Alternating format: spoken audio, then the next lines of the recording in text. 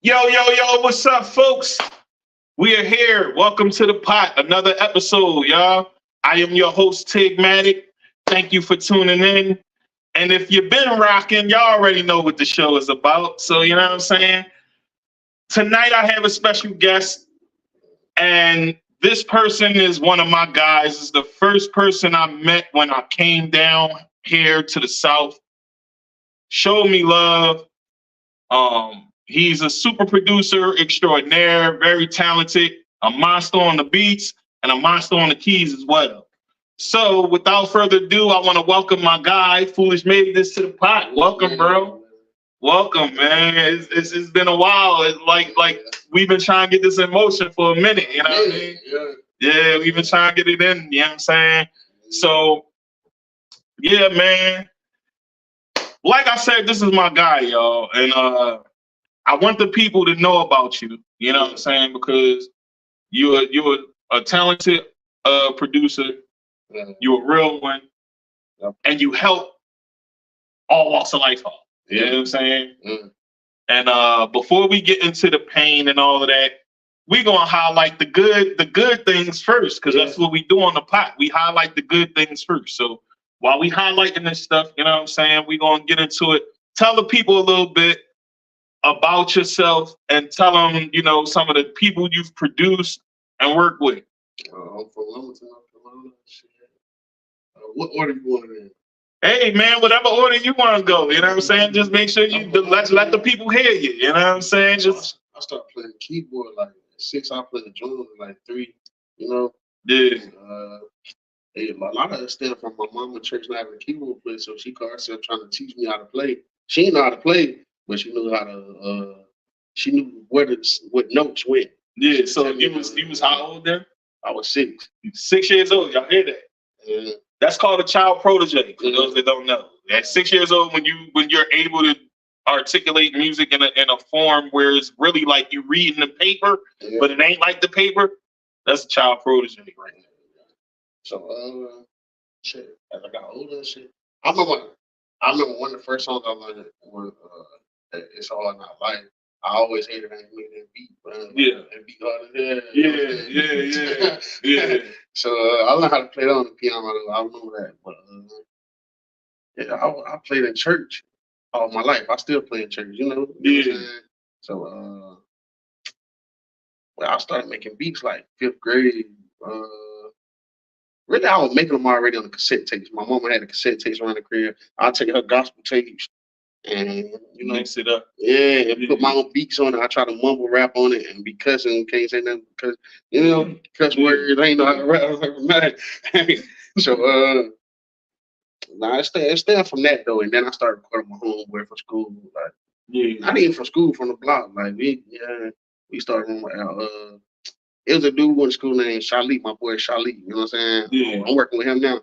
But Shalik was recording movies at school. This like during the Soulja Boy era. This literally before the Soulja Boy. This they probably was at home recording at the same time type shit. Like so this like Napstar. Like T-Pain just came out using auto-tune. You know what I'm saying? T-Pain was using auto-tune. And you know what I'm saying? Shalik started using auto-tune. He was recording himself at home and shit.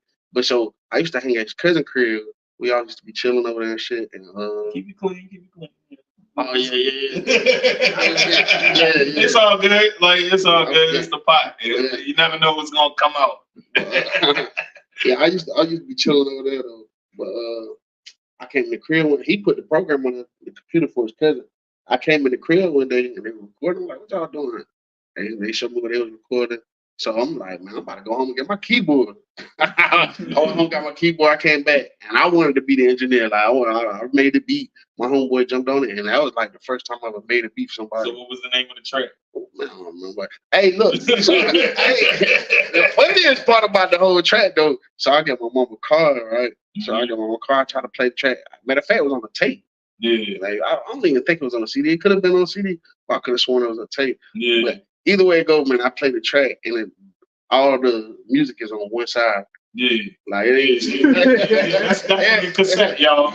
For those that don't know, cassettes are a thing of the past, and if you wasn't old enough to know what that is, They had radios where you put this little thing with like a little film on it or whatever, and they play the music, and you can record music on it, and you can over record music if that makes sense. Like if you recorded something on there, you can go back and record on it over and over and over as many times as you like. But go ahead, continue. So but that's where it started for me. Like, that was the first person I ever recorded with my homeboy, Lil Charles, Young Swag. You know what I'm saying? Free on, man, free my boy. But it started from there, and it just built up. It took a long time though, because for some years I was just sitting at home making beats all day. Yeah. You know, for a long time, because you scared to really experience. You ain't want to tell people you recording, you know, you ain't professional. Like, yeah, you ain't got it up to par yet. Yeah, so I just sit in the crib, make beats all day. Oh man, that's what's up, man. So you started making these beats. What was like your first breakout to where it started becoming a thing for the people? Like what was your breakout moment? I didn't want to skip too much, so I'm gonna just say this quick. Like, my brother always been an artist, so he was somebody I would record, but we weren't doing nothing with it. You know what I'm saying? We recorded songs. I was practicing with him. You know what I'm saying? Him and my uncle and my cousin. I was practicing with them. Yeah. His brother, for those that don't know, is Mr. Heat. Yeah. Mr. Heat. And Mr. Heat, we gotta do one, man. Yeah. So this is me bringing it into fruition. You know what I'm saying? We gotta do an interview, good brother. His brother's a very talented singer. Yeah. And a rap artist as well. So yeah. He just dropped a single called Karma too. You gotta check it out. Yeah. Dope video. I used to practice with my brother. My cousin was standing with me at one time, and he went to chill with his homeboy. And so his homeboy told me he rap. He's like, I bet my cousin at the crib making a beat right now. They come to my crib, I'm making a beat. I start recording his homeboy, which became my friend Dago Finesse. And so I recorded like 10 songs, and I got another homeboy that had a studio, but he was trying to sell his stuff for $200. Mm-hmm. So Dago was like, you good? Yeah. Yeah, Dago was like, since you've been looking out for me on these 10 songs, I'm gonna just buy you the studio stuff, it's yours. You know what I'm saying? And that's when that started getting official for me. Then I meet Dadollahunter. Well, we already knew each other, but we started working together, and when we started working together, it took it to another level. So let's get into that. Let's get into that. Yeah. See, that's what you wanted, right? I'm glad that we started this episode the way we did, folks, because usually I do a whole bunch of talking and all of that, but nah. People time be limited, you know what I mean? Especially when you got studios and businesses and you got other people that you gotta tend to, you know what I'm saying? So we getting right into it today, y'all. So let's get into that. The Dadollahunter. How did that really come into like a full fruition and full circle for y'all to like how old was he? How old was you? And what was the connection that made y'all? I don't even remember the ages. I know he was grown. I know I probably was like 19. Dollar was working with Bust Down, Free Bust Down. He locked up too. But Dollar was working with Bust Down, and I was seeing the videos they were doing together, like where they did a video together. So I was like, man, I gotta link up with bro. But I started seeing them in the club. Yeah. And so we always, you know how you see a dude, and we were just cool. We see each other, what's good, bro. Keep it moving. Same way it was with us. Yeah, just when we first met. Yeah. So he was talking to my boy Wash on the beat, and he was trying to get Wash to do his album, his mixtape, but Wash was working. So Wash like, I'm walking up while they talking about it. And Wash like, man, you need to work with my boy Foolish, you know what I'm saying? Like, and so Dollar turned around, like, shoot, let me get your number. And he got my number. He hit me up the same day. We made a song. I hated it. And Dollar loved it. He was like, bro, you need to put a price on what you're doing, because I wasn't going to charge that. Yeah. Like, man, you need to put a price on it. So that took it to a whole nother level for me. But that was at the beginning of me working with him. Well, me and Dollar did like 5 mixtapes, 6 mixtapes. Oh man, that's dope. I got a lot of respect for him though, because I done seen where there's a celebrity producing a room, and he working with an artist, and the artist like, man, if I'm gonna do a song with you, we got to use his beats. And he like, nah, we use Foolish beats, or we ain't gonna do it. Right. You know what I'm saying? So it's like, I got different respect for that man. Real talk. So that's a gem. That's a gem right there, because he believed in your talent. You know what I'm saying? He believed in what you was doing, and he felt so adamant about your talent that he ain't want nobody else to do his to produce his hits. You know what I'm saying? And that goes a long way when you got somebody that's willing to rock with you. When they rock with you, stick with them. You know what I'm saying? Because that's a chemistry that's gonna always work. You know what I'm saying? So that's one thing with y'all that y'all got going on that I've admired. You know what I'm saying? From the time you put me on to him. You know, I'm a North artist, so I don't really know a lot of down South artists like that. And since I met you, my whole take on the whole North-South thing has changed in the first place. You know what I'm saying? And it started with you, bro. Like real rap. Like it started with you because you was putting me onto a whole nother light of music and in a whole different way where people got their own slang, their own way of talking, their own way of rapping. You know what I'm saying? And it's all really a lot of the same stuff, but it's just a different way and a different lingo with a different vibe because up north it's just heavy bars. Now it's changing because, you know, dancing is back in effect again. You know what I mean? People want to dance again. So you when I met you, you know, my brother put me on to you. Shout out to 29 Millie. You know what I mean? 29 Millie introduced us, and we've been rocking ever since, man. And Foolish came to my studio and made a beat in less than 5 minutes. You know what I'm saying? And I was impressed. I was impressed, and I can do the same thing, but I never seen somebody other than myself do that. So I was heavily impressed, and the fact that you could play the piano. I can make a melody, but I can't go with my hands and just be looking at me, looking at you like how you do when you in the studio. He literally looks at me while he playing the keys. Like I'm like, yo, this is crazy. You know what I'm saying? So it was like I was definitely impressed by that, and your studio is definitely a pillar in the community, you know what I'm saying? And I noticed that. So let's get into that. Let's talk about why you started the studio and what it's done for you. You know what I'm saying? You saying like when I got the downtown building or when like when, even if you want to start with your first one all the way up into the one you at now. Like I started the first studio as a Dadollahunter, which that always been a vision of mine. I was doing that for years. I was doing it before I had my own career, you know. So it's like I always wanted to have a studio, but Dadollahunter made me turn into a business. Like it was certain people I didn't want to record, and because a lot of, you know how it is. A lot of times people not talented. Yeah, a lot of people will come to your studio and be like, "Yo, but let me know you something." That's the people that's spend the most money though, and they're gonna help you hone your craft as an engineer. Yeah. That's when you figure out you good, when you can engineer people that don't have no talent. Like or you make a good song out of it. But anyway, me and Dollar was talking today, and he was telling me some people that wanted to come over to record.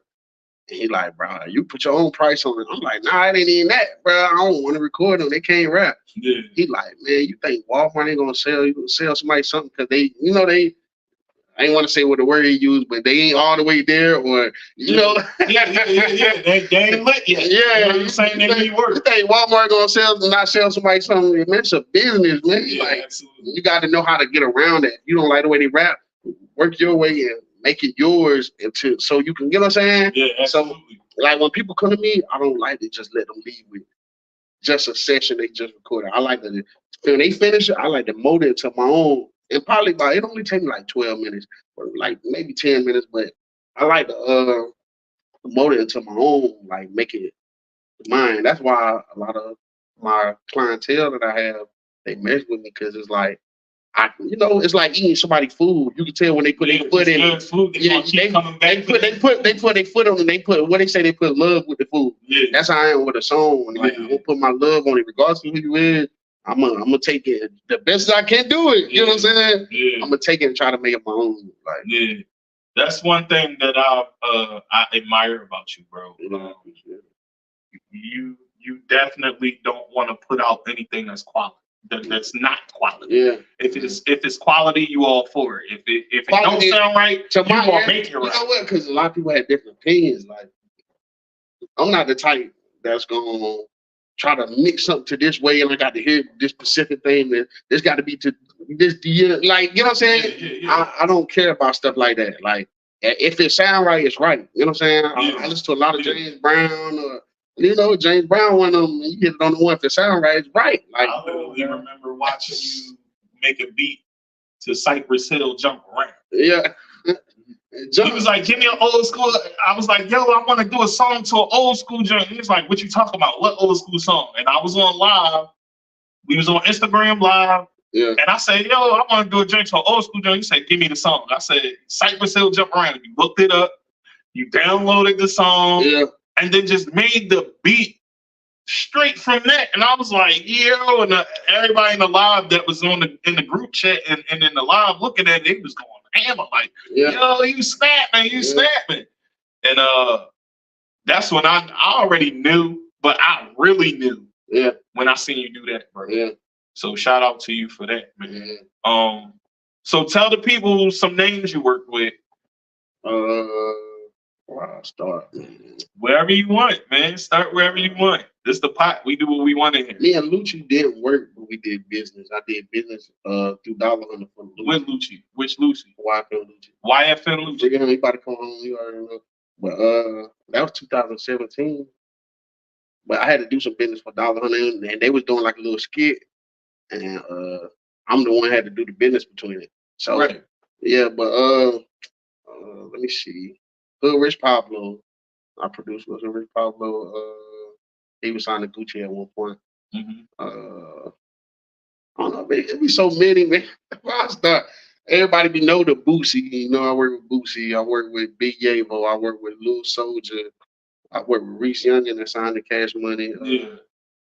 Well, Young Money. What is he? He signed to one of them. You know, Reese Youngin, that's my brother, man. I love him to death. He a real one, definitely. If I call him right now, bro, pick up. Like, he real. Let me see. K Kilo, she was signed to the Baby at the time. Which was the only female artist that he had. Let me see. Man. Check my bio out, man. I might have missed a lot of people. It's a lot of people. It's a lot of people. But, so it's a lot of. It's a lot of celebrity artists. It's a lot of big names. You know what I'm saying? And I appreciate how you keep going through it all with everything that you endured through all that. You know what I'm saying? So we're gonna get into that a little bit. Yeah. But before we get into that, what was your favorite person? Who was your favorite person to work with? I knew you were going to ask. I was about to say people. Yeah, you know that's the question. That's the question, you know, because that's an important question. Favorite person to work with? Yeah. I can't say. It'd be my own artist. Like a celebrity artist, you know, it's not, I don't be nervous, but you know, it'd be kind of because you know they always got a lot of people in the room that I don't know. It's not them.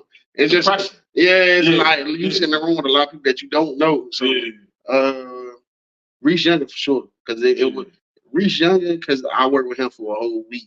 He came to my studio for a whole week, came down here, and like we talked personally through the sessions.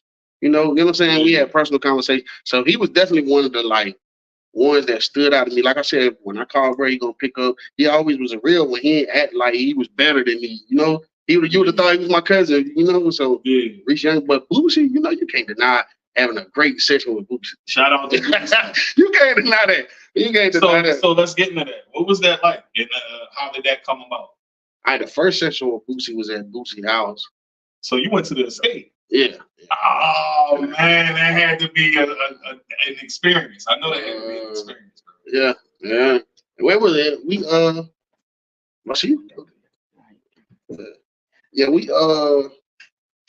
it was with my boy JBo, Lil JBo, man.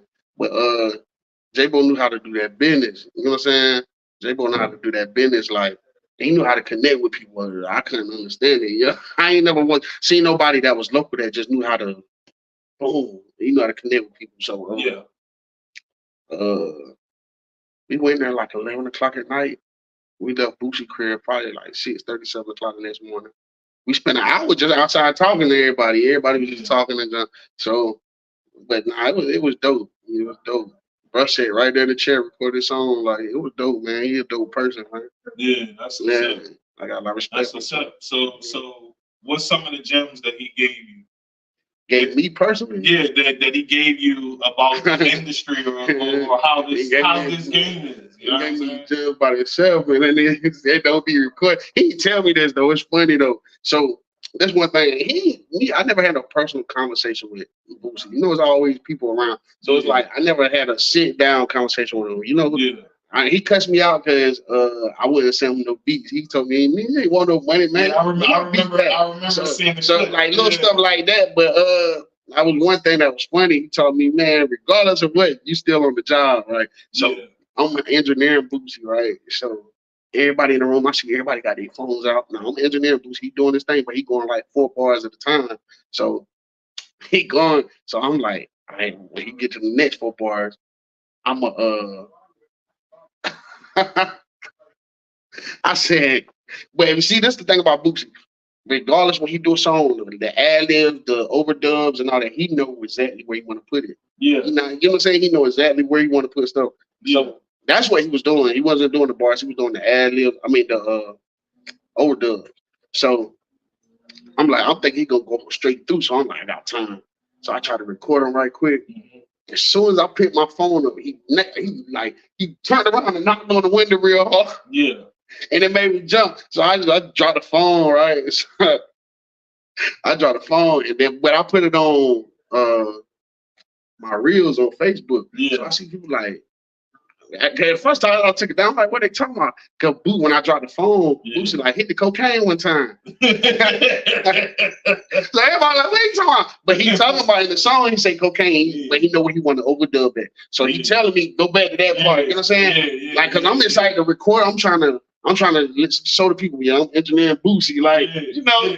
But he his work ethic in the studio, man. That man get in the studio. He literally type it on his phone. Shout out to you, Boosie. Oh man, both of my phones is going on. This is crazy today. You know what I mean? He literally type it.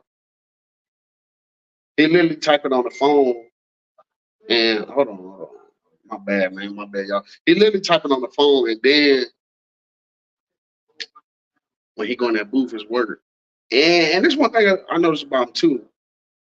Every session I had with this man, right, when he come in the booth, it's like he don't see nobody. Yeah. You would think, you know what? You know how people think celebrities arrogant? Like, it's not that he arrogant. He just literally be like tunnel vision. He do not see nobody, man. I don't see. Yeah. He focused on his craft and what he's doing in that moment. And he comes in the studio and he come in the studio and he literally just sit there and write. He ain't gonna talk to nobody.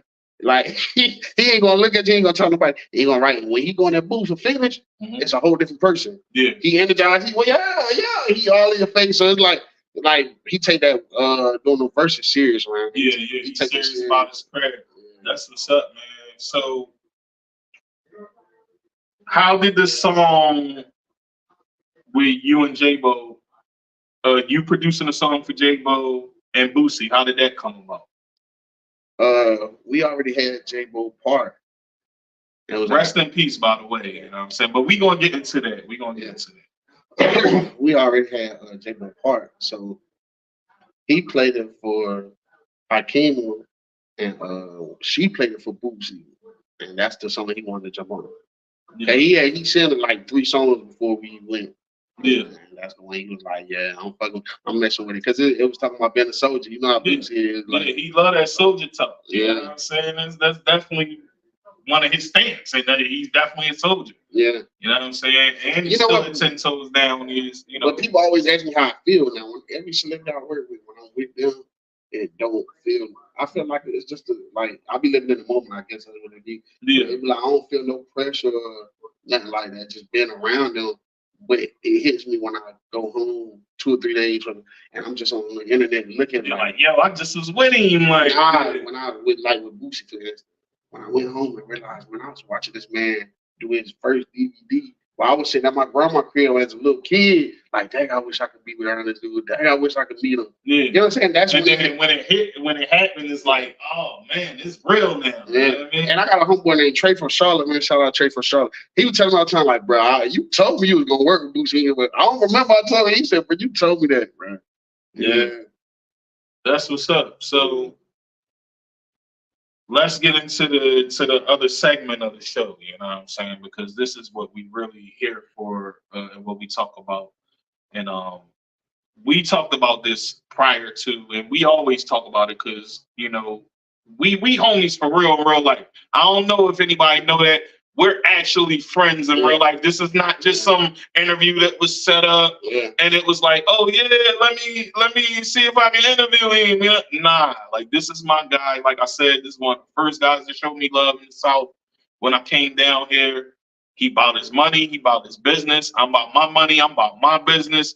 So it really was like a no-brainer. We linked up and for real, it started with us just hooping together. Yeah. You know what I'm saying? We was hooping together, you know, on 41, like, you know what I'm saying? So we would go in and we'd be hooping and we wouldn't even be talking music like that. Like a lot of the times when we link up, we not even really talking about music like that. We talking about life. And this is I call him my young boy old head, but I'm his old head young boy. You know what I'm saying? Because this is my young boy, but he a thorough ass young boy. Like, you know what I'm saying? So that's one thing that I love to see. You know what I'm saying? People that's really trying to push the culture forward, people that care about helping others when they want to get their pain out. You know what I'm saying? Yeah. Because that's what a lot of this music be about. You know what I'm saying? In the Black community, a lot of us that's artists, we endure a lot of pain and we just put it through the wire because that's the only way we do it so that we don't lose our mind and be booked in jail. Doing 30, 40, 50 years like our old heads was doing. Yeah. They was just doing whatever they needed to do to release the stress, but we found a way. Yeah. So let's talk about some of the struggles and pain that you endured on your journey. Tell me a little bit about that. Or things, pivotal moments that you would consider. When I lost my first cousin, he was one of the people that named me Foolish, man. So that's how I got really Foolish. I beat them boys in balls. You know, kind of big, you know what I'm saying? Yeah. They wouldn't expect me doing like that ball. And I think I did it twice, like, and when we were legal, my cousin like, man, you foolish, like, bro, I'm about to start calling you foolish. You always doing this, and you go fire with this, and you fire with this, and he just start naming stuff, and him and my uncle start laughing. But after then, they started calling me foolish. You know what I'm saying? Yeah. So when he died, it was like, and it's my first cousin, you know, Charles, you know what I'm saying? So it's like, yeah, it hurt me. So, and then through the years, it was like losing artists, not even just dying in prison, you know?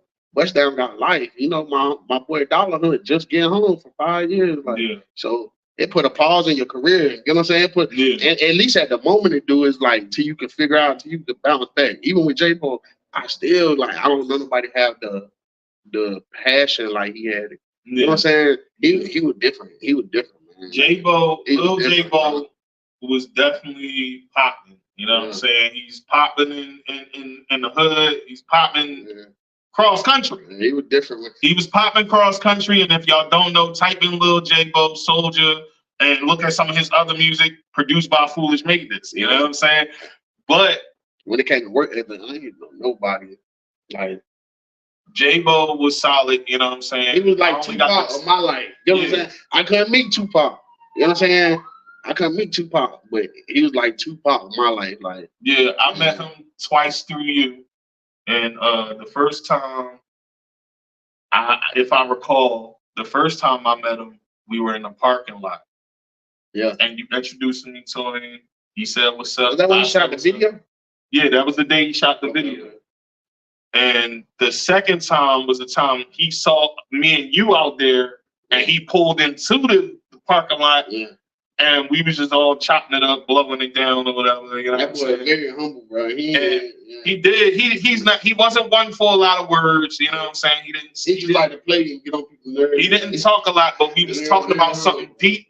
Yeah. And he didn't even know me and just jumped right in on the conversation. Was like, yo, so what did you see? And we was talking about death, you know what I'm saying? And when I was dead and what I saw. I was like, that's crazy. Yeah, you know what I'm saying? I told the people on the show about that. And if they don't remember, I'll just say it real quick.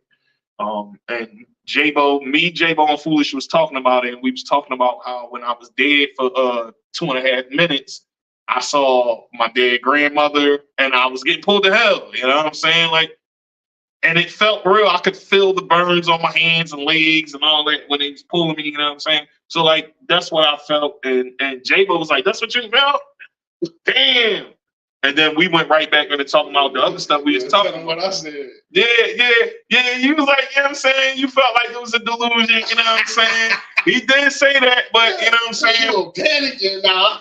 It ain't funny. I mean, I was dead though. So, you know what I'm saying? I can't explain it. I literally was dead. So, you know what I'm saying? Clinically dead for 2.5 minutes until they brought me back to life. So, and then they finally succeeded. They brought me back to life. I'm here now. You know what I'm saying? That's why we here now in the pot going there. You know what I'm saying? Yeah. People make it out. Like, really yeah. I be feeling like, you know what I'm saying? God got something for you, you know? Yeah. I would have never thought they would go out like that. Like, Yeah. So, how did he die?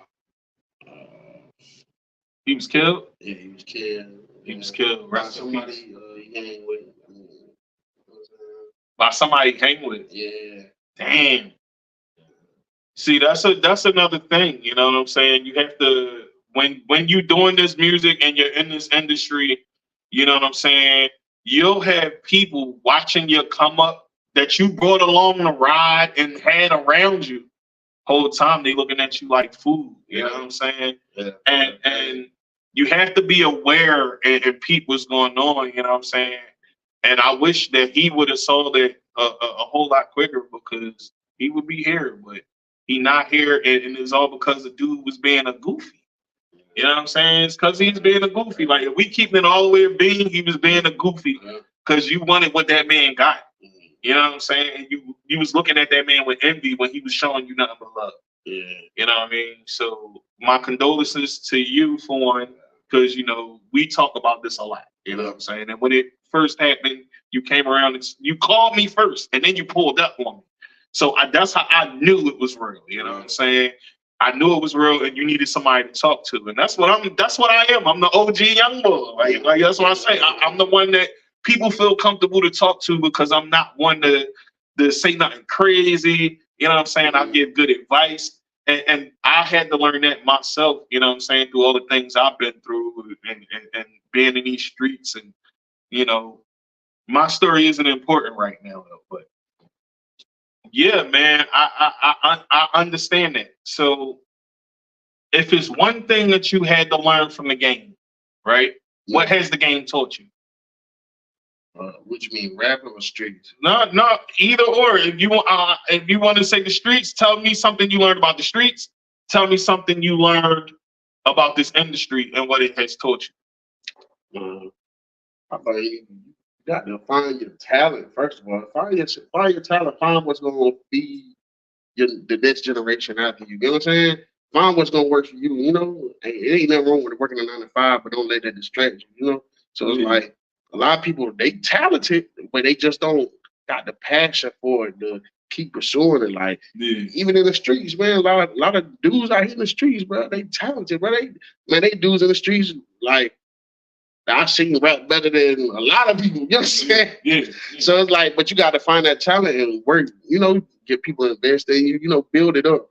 Because that's what a lot of people be scared of, building up and never stop. You can't never stop. Once you stop, it stop. I wouldn't even take a month break. A month too long, 2 weeks too long. Even, you know what I'm saying? You don't ever go through what I was going through, man. I remember I had to leave my mama's crib with the incident with my daughter.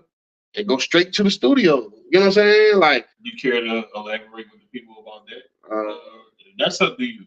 You know what I'm saying? I don't want to go details, but you ain't got to go in detail. But my daughter had an accidental death. You know, an accidental death. Like so, but during that time, you know, like I still had to keep it moving. Now the first couple of days, how did you do that? Like, what did you do?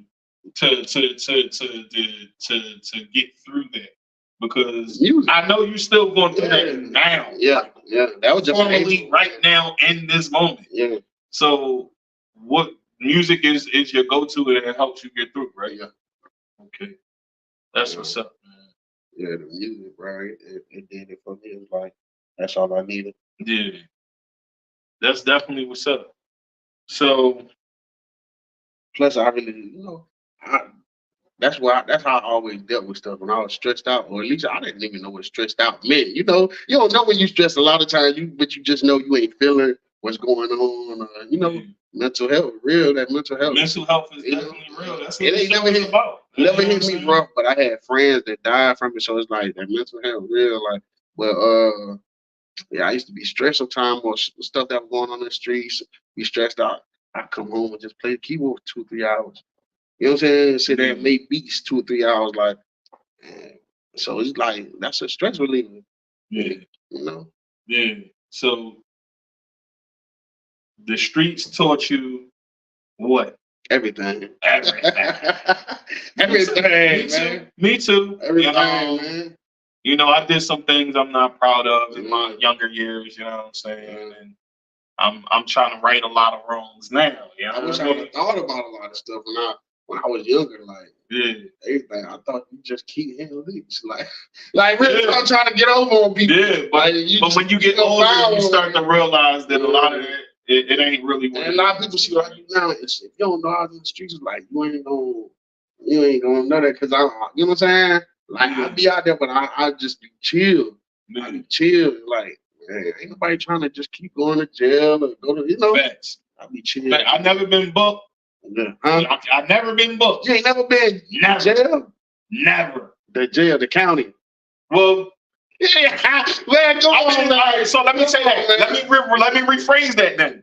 Because I never been in jail. I never been to prison. Yeah, I never been to prison. You know what I'm saying? And I wasn't even in jail long. I was in jail for the longest I ever was in there. I was in there 2 times.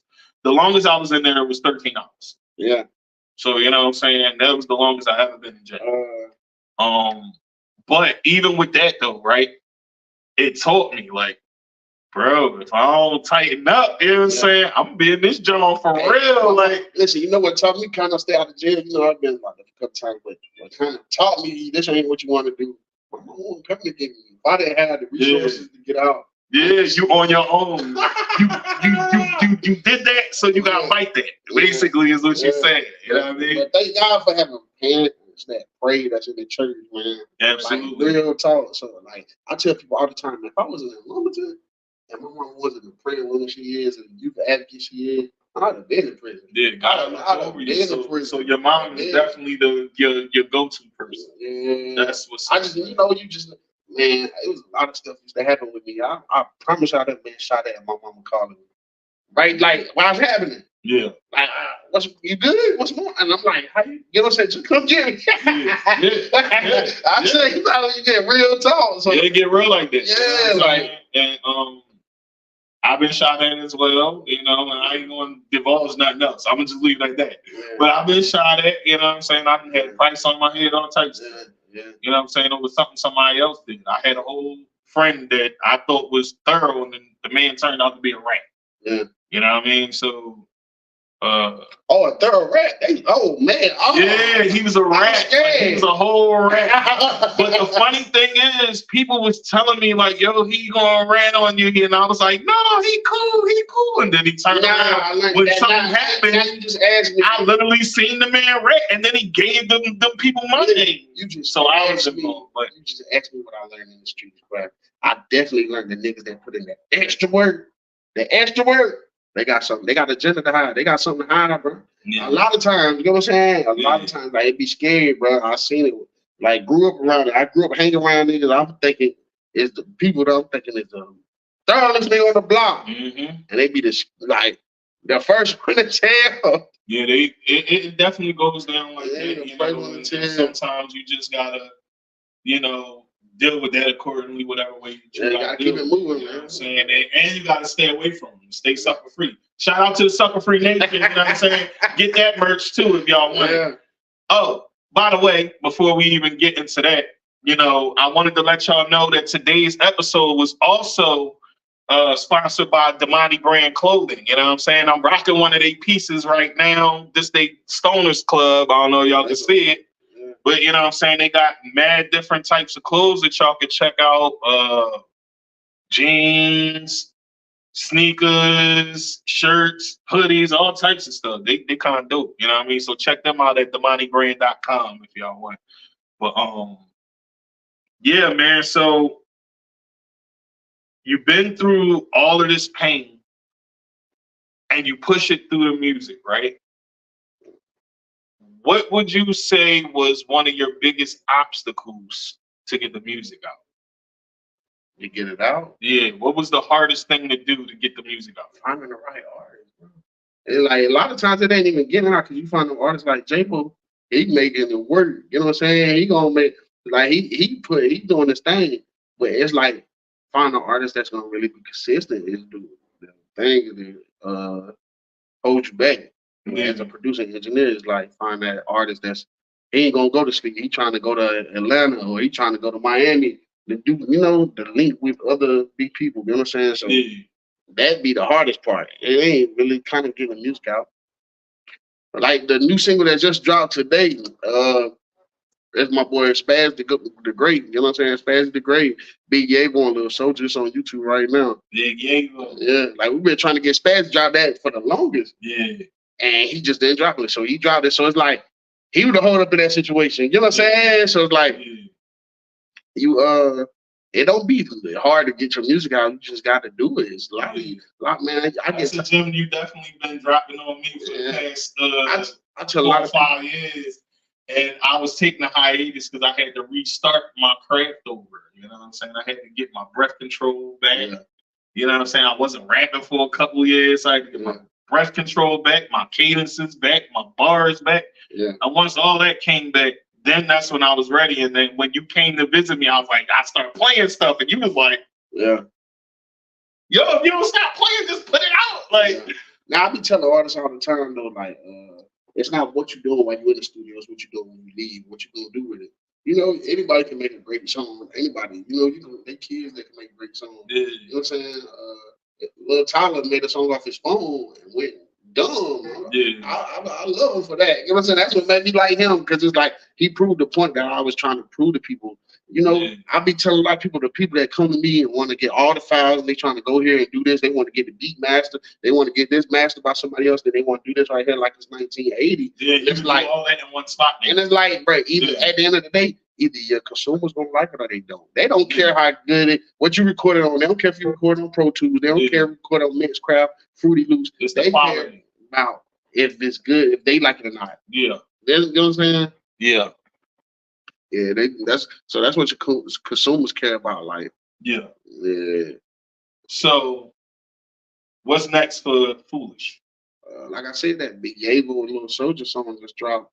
I'm working with the Trio Gang 2.0. Man, so let's get into that. Let's get into that. You know what I'm saying? So you got a group called the Trio Gang. Yeah, the girl, man. It's a girl group. Yeah. All right. So tell me a little bit about that, how that started, and what's your plans for them? There's 3 of them. All 3 of them I've known since they were young. But one of them hit me up to do a song. When she came to do the song, she had the other one with her, and they basically was like, let's get on the song. But it was when they left. Like I said, it's about what you do when you leave. They posted the song, one of the songs they did. They didn't have a name. They were just some girls that rap.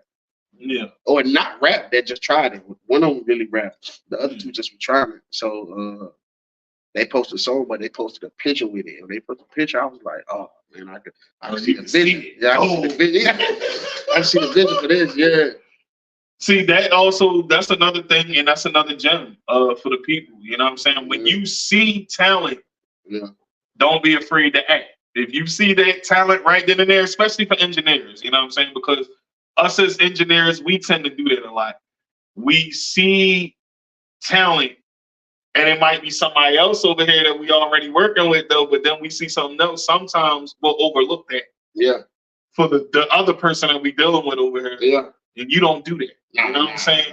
You'll deal with the person over here, the celebrity over here, the big name, the little names. See, because I can't be, I like and make everybody. My dream is to break an artist. I don't care about like working with celebrity thing.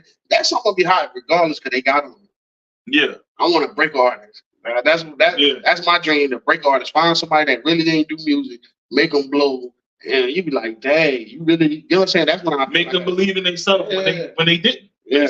Yeah. I don't really be chasing the you know, the features and all that. Not the features, but you know, I don't be chasing the work with celebrities though. Like the clout, the placements. Clout, ain't no clout chaser, just like me. You know what I'm saying? And that's what I understand about. That's what I think. That's another reason why we always connected like that. Like we was talking about it off the air. So you know, I'm gonna talk about that, like, because that's what we was talking about earlier today. And we was talking about how, you know, a lot of people, they do things for clout. You know what I'm saying? Yeah. And there's a big difference when you try and do something for clout versus really doing it to be genuine with somebody. Yeah. Since the day I met you, you always been genuine. Yeah. You know what I'm saying? And I believe that's why you've been going so far, because you're a genuine person. Yeah. You know what I'm saying? It's hard to find people in today's time that's generally a good soul. Yeah. Especially if they're in the streets. Yeah. You know what I'm saying? Because a lot of the street dudes, let's keep it funky, like they grind. Yeah. They might do whatever they need to do with you to get that money, but they ain't got a good heart. Yeah. Some people ulterior motive is just only the bag. Yeah. You know what I'm saying? And that's cool, but you ain't gonna have too many friends and connections from that. You know what I'm saying? And that's one thing that you taught me, how to network. Yeah.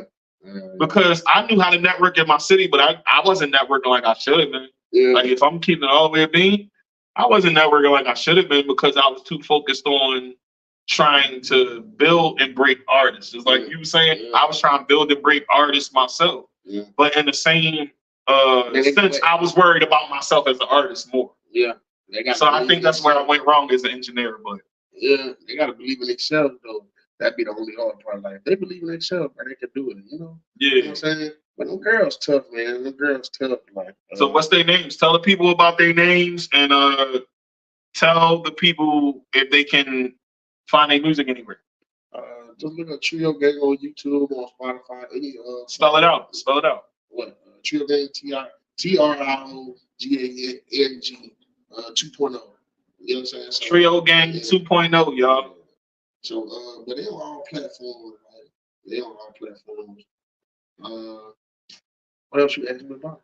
What they got going on? Yeah, what they got going on? I got them on pause because I'm mad because I want them to promote themselves more. You know, they got it. It's like, but you know, a lot of these young artists, they get scared to promote themselves because they don't know what come with it. Yeah. You know what I'm saying? So it's like, I've been putting them on punishment. Like, man, I ain't doing no song right now. You know, but you know, we gonna get back right. They ain't gonna do well. But they got some videos and stuff coming out. But once they start promoting themselves, you're gonna say, oh man, you know. So it just take training when it comes to new artists. They got to figure out this is not something you just go in the studio, make a song, and blow up the market. Like, so if you had one thing to tell artists, what would be the thing that you tell them the most? Like I said, don't stop. Don't stop.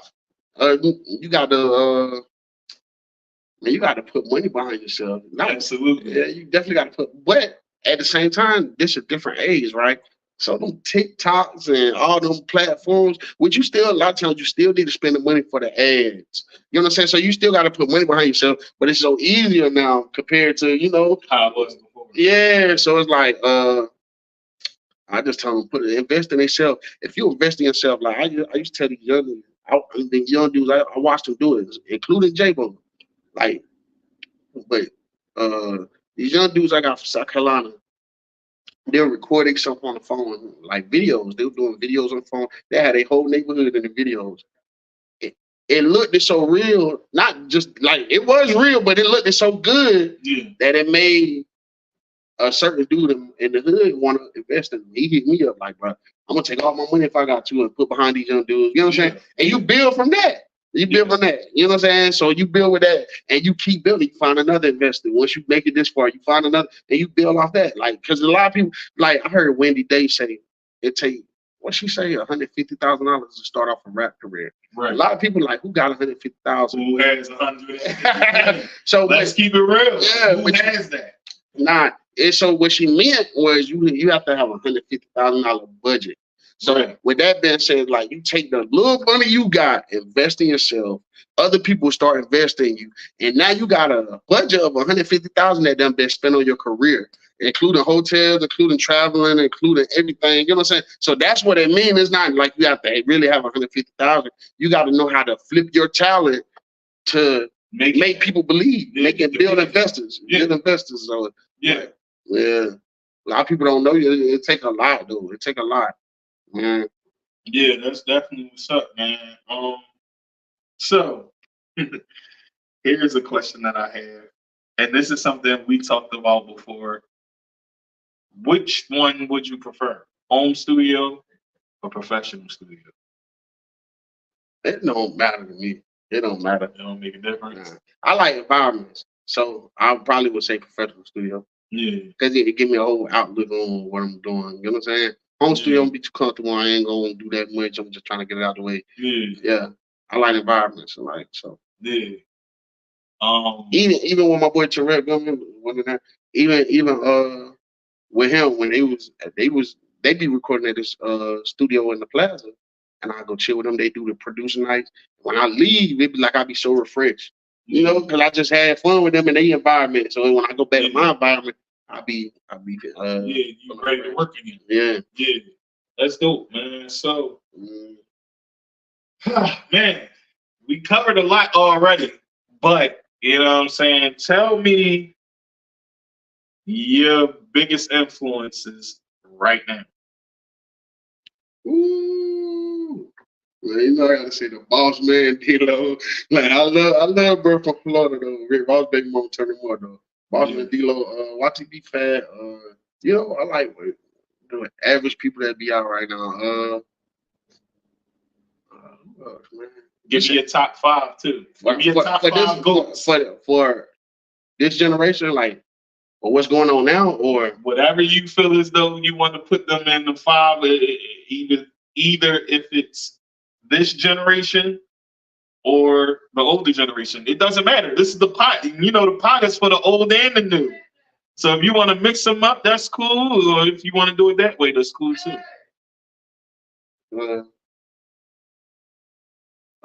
So who would you say is your top 5?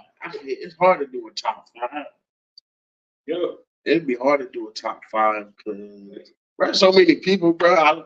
I like a lot of people. I listen to R&B, man. I love R&B. You know what I'm saying? I listen to rap. I listen to trap. I listen to everything. You know, I just like letting bitch growing up. You know what I'm saying? like real talk. I listen to everything.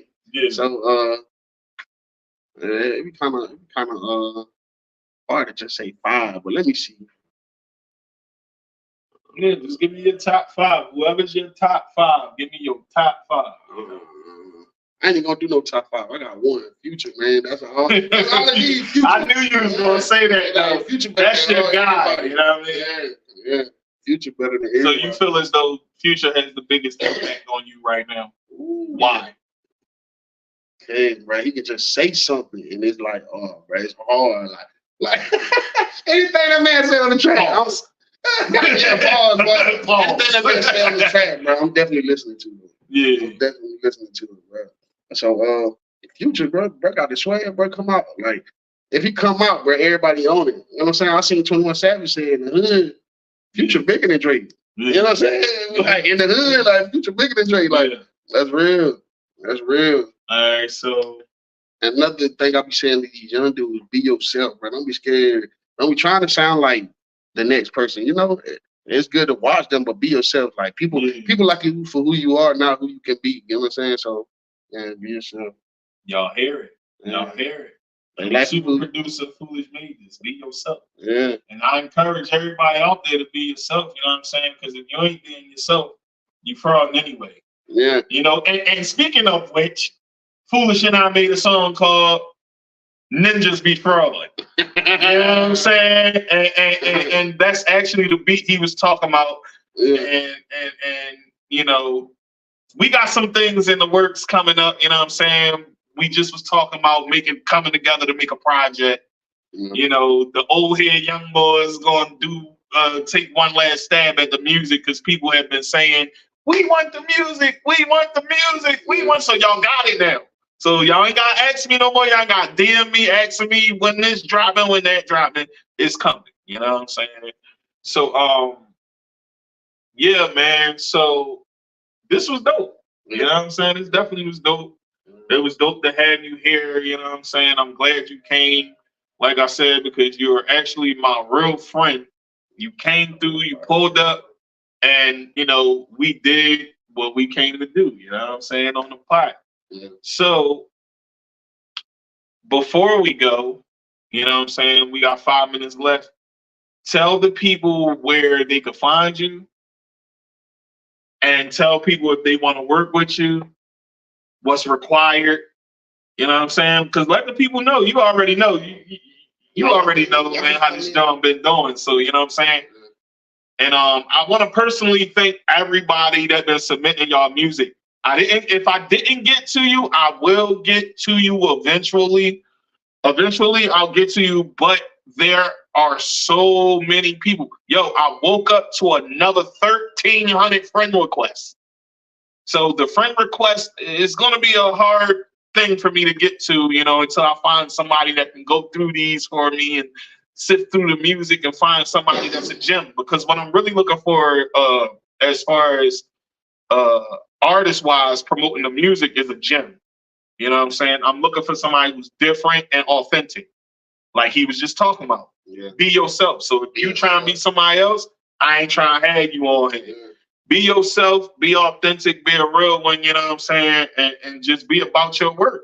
Be on your craft and stay sharp. Sharpen your sword always. Like, you know what I mean? Especially if you get in the booth with me, because my sword is sharp. You know what I'm saying? I just had Foolish and his man in the booth in the back. Y'all see them, y'all got the glasses right there. The booth was right behind us. You know what I'm saying? And we was in there and they was like, oh, snap, because that's what I do. But you know what I'm saying? I like to encourage the younger generation to do y'all thing and keep it going. Oh yeah, that's the Facebook chat. Everybody hit me on the joint. I know you looking at that joint like, yeah, that joint been jumping the whole time. People sending me messages through the whole time. I want to thank all of y'all though. So I want to thank you once again. You know what I'm saying? And we got to have you on with your trio gang. You know what I'm saying?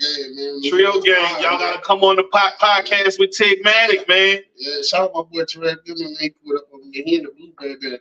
Yeah. Yeah, where you at, man? Time to come in. Like, our boy be working, man. Yeah, man. We do. Our sound is totally different, man. That's my boy since school. You know, he cool dude.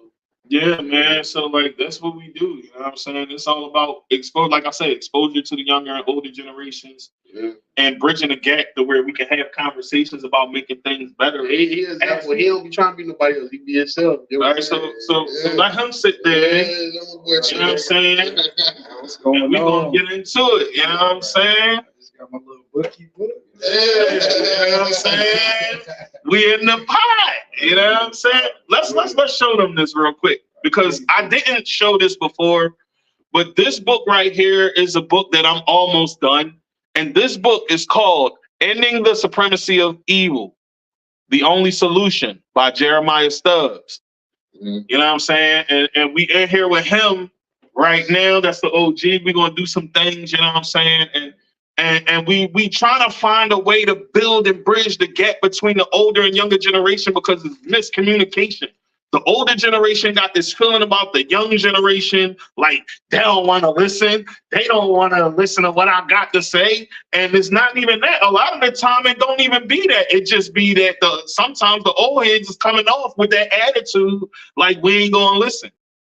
It just takes the right type of old head. You know what I'm saying? If you coming in there barking orders, they ain't gonna listen to you, especially if they're in the trap. You know what I'm saying? So some people need to be mindful of that as well. It's not always the message, it's the delivery of the message and the way you go about giving your delivery. Just like having kids. Right. So we're gonna get into it. Welcome to the pot. Tell the people your name. Oh, man. Yeah, man. I'm Ty in the middle, you know. Ty in the middle. The only one in the world. Yeah, tell the people where you from and tell them what you do. From Lumberton, North Carolina. Hey, 41, y'all hear it? Well, I'm from every side of Lumberton. You feel me? But that's just all love. I do a bit of everything, man. I'm music producer, like Foolish, you know what I mean? Artist. I was an engineer at first. Yeah. So that's how I got into the production side. Yeah. I couldn't get I couldn't get my rap vocals to sound good with the beat. Yeah. So I was like, man, you know how they do that? Where, you know? So, yeah, I got into engineering and I said, man, I'm going to get it right. Right. And that's, you know. So tell me how long you've been an engineer and tell me what started that up or kick-started that up for you. Whew. All right, so it's probably been about 10 years of engineering now. Okay. Probably 10 plus. So that's like you honing your craft for real. That's major. Yeah. It's been the same for me because I was an engineer for about 20, but I spent 10, this past 10, and that's the whole time I've been knowing Foolish. So this past 10, I've been spending time really honing my craft, so I understand. So what sparked you into making music in the first place, and how old were you when you did that? Oh, that's deep. Yeah. Gotta go back to my roots. Yeah, I gotta ask them questions. I gotta ask them questions, you know? You know what I mean?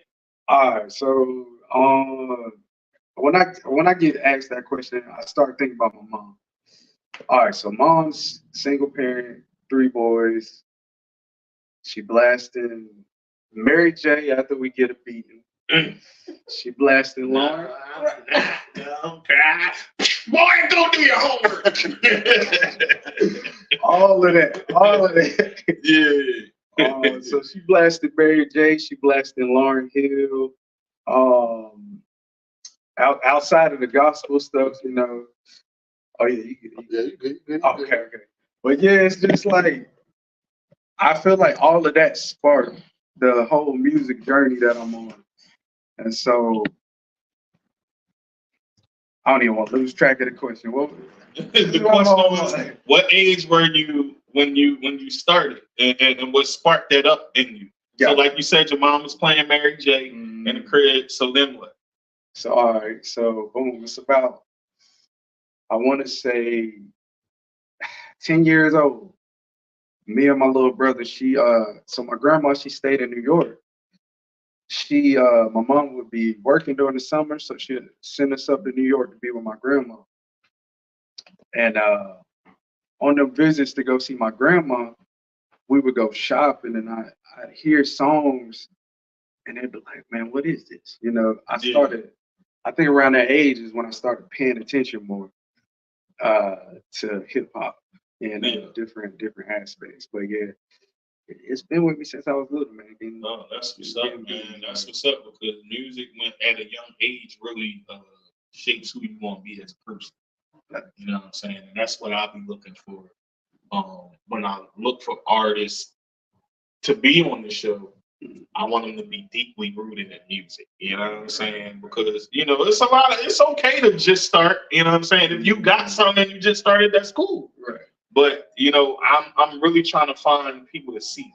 You know what I'm saying? Because I want to talk about the experiences that they've been through and how they overcame that through music. So my next question leads right into that. What's some of the struggles that you went through as an artist, or pains that you went through to get to this point where you are now?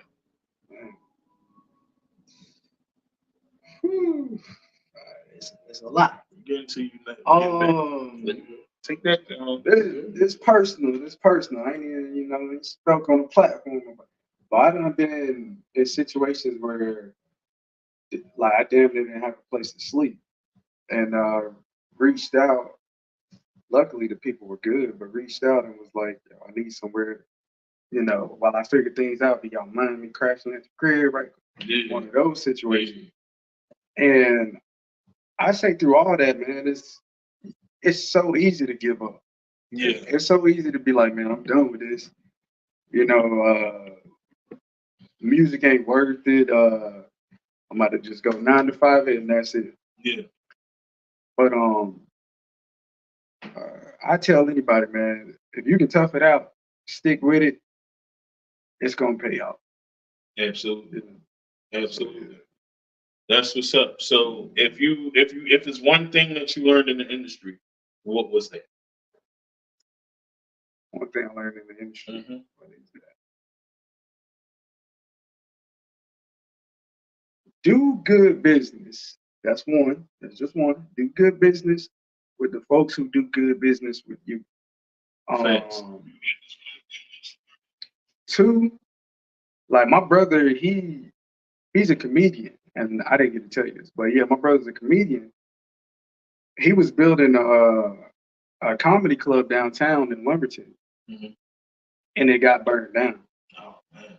Like I want to say probably a week or 2 before opening day, it got burned down. This was last year. So I tell anybody, I've seen a person who was almost at their goal, see it burn down, and just start over. And still, it's just like I got to keep going. I got 2 daughters. I got to keep going. So it's like, through it all. Yeah. Keep going. So yeah, that's one thing. Yeah, man. I like to look at it like God watching over us. You know what I'm saying? And because I look at it that way, right? Some people might not believe in God, and that's fine. You know what I'm saying? But my core belief is I believe in God. You know what I'm saying? For sure. But I like to think of it as in when you do good, like you said, you do good business, it all comes around full circle. You know what I'm saying? So when you're doing good out here, you're gonna get blessed tenfold. Not just because the books say so, but that's just how it works. You know what I'm saying? We done heard people say this line a million times. One hand wash the other, both wash the face. The 2 hands that's washing the face is the one that's cleaning up out here. You know what I'm saying? So with that being said, you know, when you do good come back to you, and it'll always be that way. So yeah, tell me some artists that you work with, and tell me what you got going right now currently. Man, so I feel like I've been blessed, man. I work with some great talents. I don't want to, say this wrong, but I work with some great talents in the city, some who have the potential to change perspectives of the younger generations and the generations above them. Right. So I've worked with Blessed and Determined. You already know the artist from Lumberton's very own. I work with Stinty, I Got Him Johnson. I worked with my brother, Cool Guy. I worked with Initial Gray Soul. I've engineered for a lot of different artists too. I don't believe them. Now Lil JBo. He was one of the guys who believed in my work when I started off. I don't even know if he's still doing music at this moment, but yeah. Yeah. But yeah, it's a lot of people, but great talents. Yeah. So how did you and Foolish link up? Tell me about that. Fool, you need to come back in here, man. You know what I'm saying? Get the little stool over here so that when you can, you know what I'm saying? You can, you know what I'm saying, get right up in here. We need to get you back in here, brother. Yeah, man. But I want to say we known each other we known each other for a long time. Probably like, I want to say about 10th grade when I first seen you. There we go. Now, probably when you first noticed, though, you went to junior high. See, I knew Kadarius before you, though. Yeah. Yeah, because you were. There we go. So I would see you, and I didn't even know who you was. Yeah. But my brother knew you. Oh, shit. You know that. You might have to come in the middle. Yeah. Come in the middle. Yeah, come in the middle. You know? We live, y'all. Look, we right. That's great. I'm with them. Yeah, we got on there right now. That's a new word. Yeah, there we go. I'm sorry about that, folks. We try and get it, popping in a way where we can all be in the camera. Yeah. Y'all can see us all, and there we go. We're here. That's perfect. So It's probably been foolish. We know each other musically. Yeah. You had stuff popping way before I was. So it's like musically probably about what 10 years. Yeah. 10 years, Yeah. okay, 10 years. Yeah, but I was, like I said, I was in school with his brother, so he always would talk about it and stuff. So I think I ended up playing ball with y'all one day at your people crib, and that's when I first met you. And then after that, I just when I seen you, me and you were chopping up about music. Yeah. Uh, All right, so tell me a little bit about your other than engineering, you do videos as well, right? Yeah. How did you get started into that, and what's the current status of that right now? Like, Gotcha. tell the people a little bit, you know what I'm saying, and tell the people where they can find some of your work and some of the artists where they can check the music out and videos. Right. So as far as the music goes, it's streamlined. You can just look up Tie in the Middle on everything and you'll find me. I'm the only one out there. That's what I say. Videos. All right, so we were shooting music videos. Early on, we met this guy named Johnny Heartbreak from Fayetteville. Mm-hmm. And he would come down here and he really rocked with the Lumberton scene because we didn't really have a main videographer out here. Yeah. And so he would travel back and forth. And he shot my first music video. He shot my brother's first music video. And as he upgraded, he was like, yo, if y'all need a camera, I'll sell y'all the camera. Yeah. My little brother bought it. And he didn't hesitate. And at this time, my little brother, he didn't know what to do with it. He just like, we can make something happen. Yeah. So me and him, somehow or another, somehow or another, me and him were rooming together in the crib, and I'm gonna just say stuff got rough, and we had to separate and figure stuff out on our own as men. Right. And so he looked at me, I looked at him. He was like, "I got this camera. Like, I don't know how to work it." And he said, "You need it." So this is the start of me getting the camera. And you was how old? I want to say I was 24. 24. So at 24, you had an ambition to do something with yourself with this camera, and you took to the camera. You took to the lenses and the lighting and all the technical terms. Right.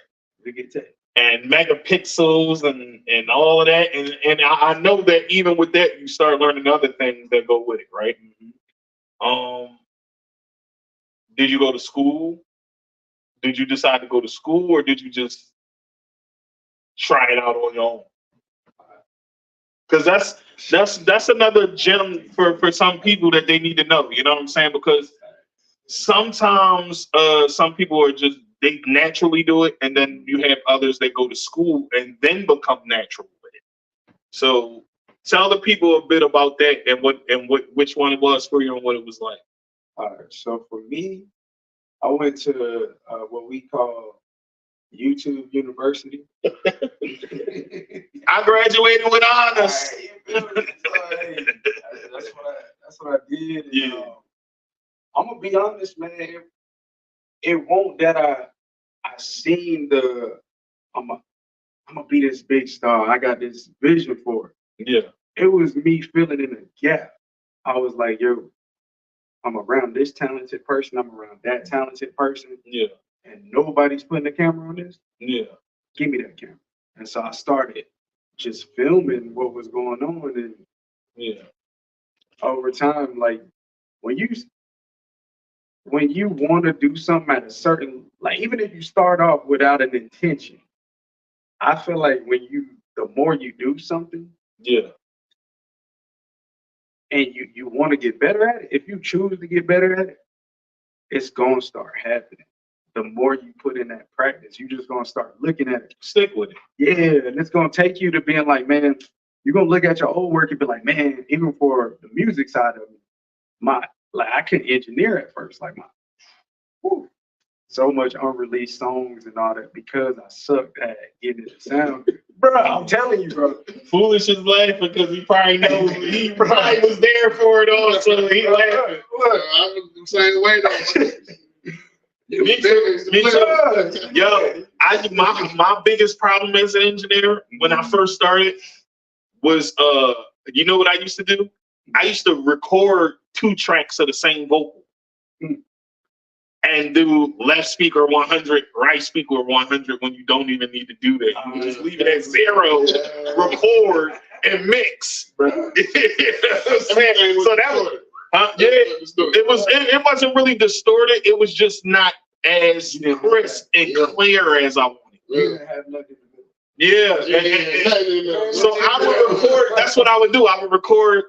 I would let them record their vocal, clone the vocal, put it in the same place, and then do left speaker, right speaker. Like, you know what I'm saying? And it was sounding like I'm hearing 2 different voices at the same time. And I was trying to figure it out. Like, oh my God, like, yo, what am I doing wrong? What I need to do? And my homie, my old head Smuck, shout out to Smuck.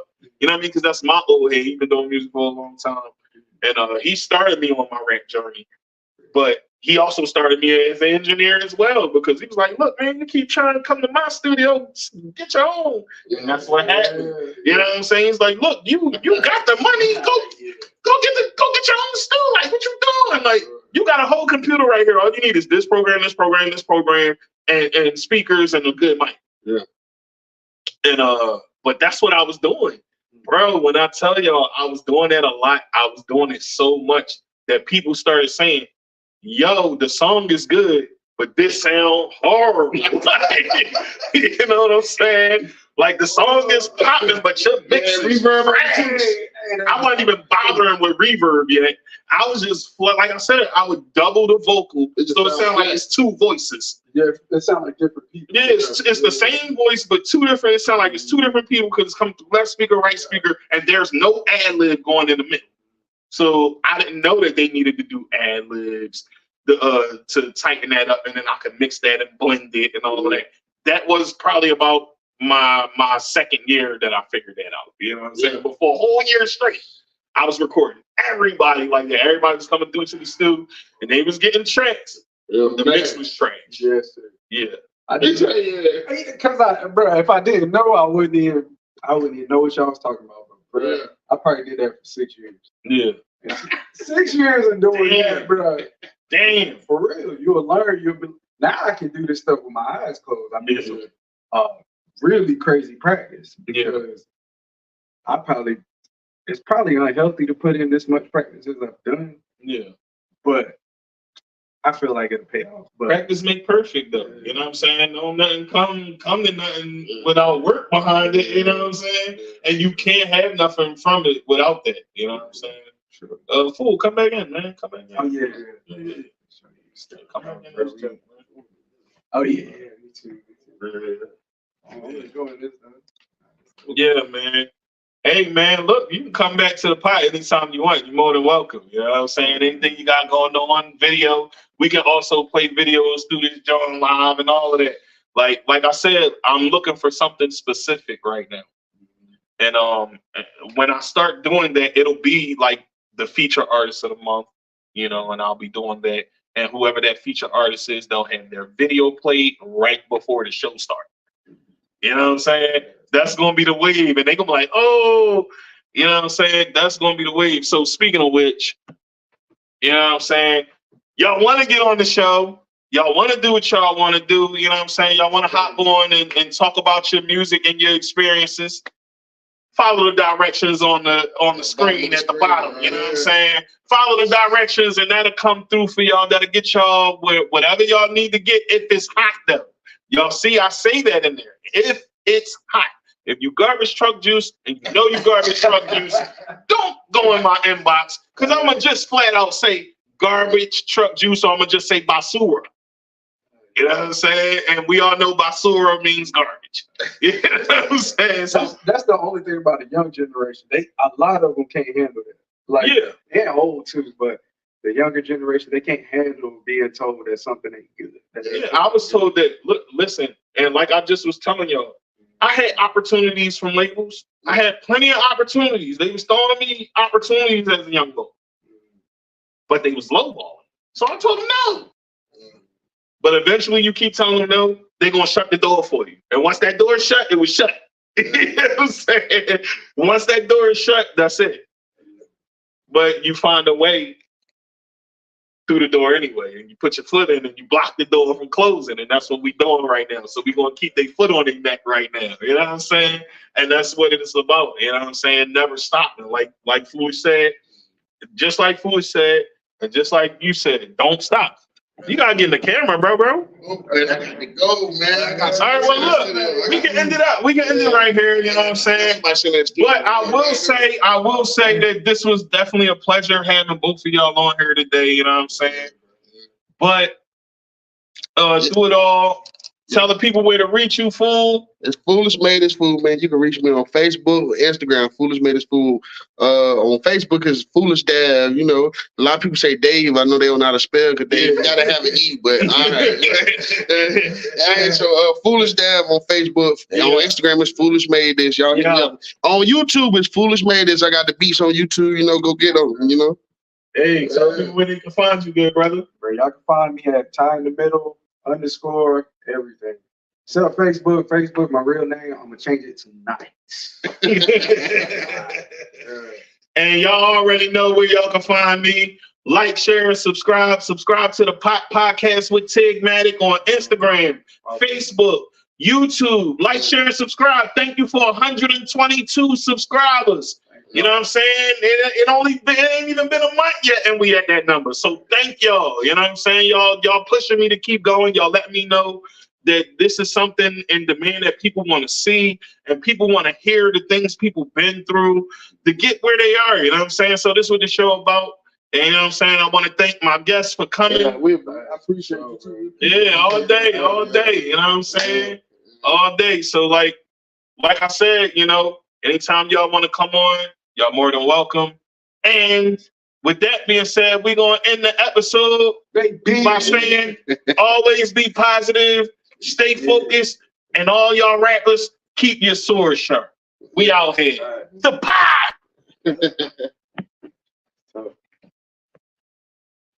That's how you do a show.